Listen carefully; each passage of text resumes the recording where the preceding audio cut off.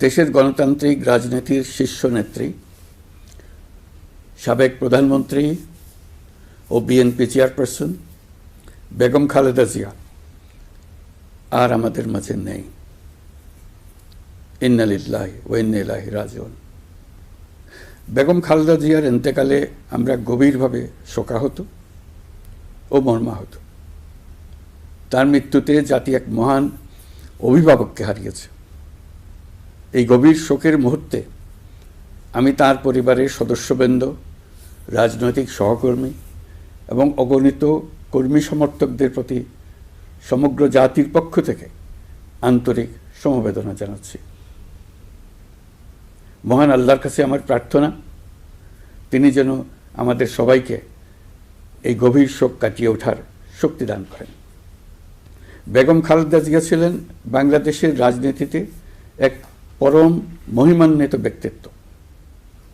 গণতন্ত্র, বহুদলীয় রাজনৈতিক সংস্কৃতি এবং জনগণের অধিকার প্রতিষ্ঠার সংগ্রামে তার অসামান্য ভূমিকা ইতিহাসে অম্লান হয়ে থাকবে। স্বৈরাচার ও ফেসিবাদের বিরুদ্ধে তার আপসহীন নেতৃত্ব বারবার জাতিকে গণতন্ত্রহীন পরিস্থিতি থেকে উত্তরণের পথ দেখিয়েছে এবং মুক্তির প্রেরণা জুগিয়েছে। দেশ ও জাতির প্রতি তাঁর সমুজ্জ্বল অবদান জাতি চিরকাল শ্রদ্ধার সাথে স্মরণ করবে।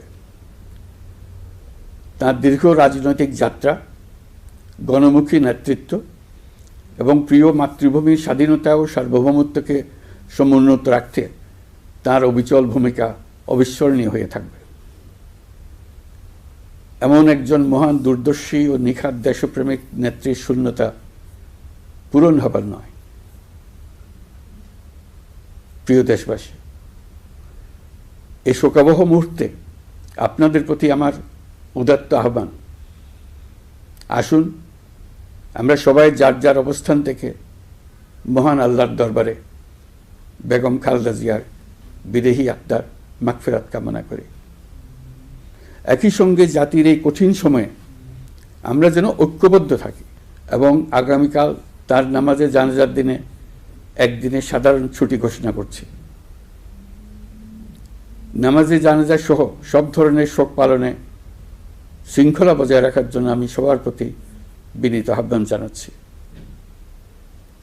প্রিয় দেশবাসী, আমি জানি আপনারা সবাই এই সময়ে অনেক আবেগাপ্লুত। আমি আশা করছি শোকের এই সময়ে আপনারা ধৈর্যের পরিচয় দেবেন এবং তার জানাজা সহ সকল আনুষ্ঠানিকতা পালনে সংশ্লিষ্ট সবাইকে সহযোগিতা করবেন।